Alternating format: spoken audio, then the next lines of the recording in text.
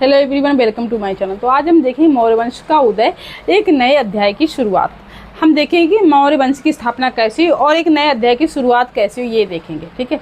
आचार्य चाणक्य के मार्गदर्शन और अपनी असाधारण प्रतिभा के साथ चंद्रगुप्त मौर्य ने घनानंद पर आक्रमण किया। मतलब आचार्य जो चाणक्य थे उनके मार्गदर्शन के अनुसार और अपनी असाधारण प्रतिभा के साथ चंद्रगुप्त मौर्य ने घनानंद पर आक्रमण किया और उन्होंने घनानंद को पराजित कर एक नंद वंश का अंत कर दिया और मगध में एक नए शक्तिशाली राजवंश की स्थापना की, जिसका नाम था मौर्य वंश। ठीक है, कौन सा था? मौर्य वंश। ये घटना भारत के पहले महान एकीकृत साम्राज्य की शुरुआत थी। ये घटना नंद वंश को पराजित करना और नंद वंश का अंत करना और घनानंद को पराजित करना एक घटना ऐसी थी जो हमारा देश था छोटे छोटे टुकड़ों में बटा हुआ था, उसको एकीकृत साम्राज्य करने की शुरुआत हो गई थी। किससे? मौर्य वंश से। ठीक है। अब हम देखेंगे एक खंडित सीमा और विदेशी आक्रमण का द्वार था। कौन सा? पश्चिमी भाग। ये वाला हमारे देश का जो पश्चिमी भाग था वो आक्रमणकारियों का द्वार था। एक खंडित सीमा भी थी और आक्रमणकारियों का द्वार भी था। पूर्वी भारत में मगध एक शक्तिशाली एकीकृत साम्राज्य था। पूर्वी जो भारत है यहाँ पे मगध था, वो तो एक शक्तिशाली साम्राज्य था। ठीक है, जिसने छोटे छोटे राज्यों को जीत कर अपने में मिला लिया था। ठीक है, छोटे छोटे जो क्षेत्र थे उनको जीत कर अपने में मिला लिया था, जिससे अपने आसपास के क्षेत्रों को जीतकर राजनीतिक स्थिरता स्थापित की। और मगध ने क्या किया था? छोटे छोटे जो क्षेत्र थे उनको जीतकर अपने में मिलाकर एक स्थिरता स्थापित कर ली थी। किसने? मगध ने। ठीक है।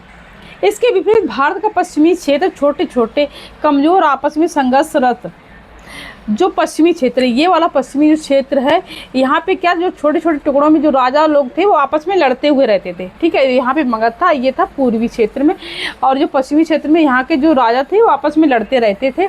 इसी का फायदा उठाते थे विदेशी जो आक्रमणकारी थे वो। ठीक है। कमजोर और आपस में संघर्ष राज्य जैसे कि गांधार काम्बोज में बटा हुआ था। ये वाला क्षेत्र गांधार और काम्बोज में बटा हुआ था, ऐसे क्षेत्रों में। ठीक है। ये राजनीतिक अस्थिरता और केंद्रीय सत्ता का अभाव था। ये क्या था? राजनीतिक अस्थिरता, मतलब कोई एक अच्छा सा ऐसा राजा नहीं था जो पूरे क्षेत्र को अपनी सत्ता में ले सके। ठीक है। कमजोर थे, ये लड़ते रहते थे आपस में। केंद्रीय सत्ता का अभाव था। यहाँ पे कोई ऐसी केंद्रीय सत्ता नहीं थी जिसका अभाव था। आक्रमणकारियों के लिए एक खुला अवसर था। ये वाला क्षेत्र आक्रमणकारियों के लिए खुला क्षेत्र था। ठीक है। उत्तर में हिमालय और दक्षिण में समुद्र प्राकृतिक बाधाएं थी। उत्तर में तो ये उत्तर वाला भाग है, इसमें हिमालय था, इसकी वजह से दूसरे आक्रमणकारी नहीं आ सकते थे। और दक्षिण में क्या था? ये समुद्र था। ठीक है, सागर था, इसकी वजह से आक्रमणकारी नहीं आ सकते थे। ठीक है। इसलिए पश्चिमोत्तर में ही एकमात्र प्रवेश द्वार था। और इसलिए क्या था? यहाँ पे पूर्व में मगध था, इसलिए नहीं आ सकते थे। हिमालय था उत्तर में, इसलिए नहीं आ सकते। दक्षिण में क्या था? सागर था, इसलिए नहीं आ सकते थे। लेकिन ये ही एक ऐसा द्वार था जिसकी वजह से आक्रमणकारी आ सकते थे और यहाँ के जो राजा थे वो भी आपस में लड़ते रहते थे। ठीक है।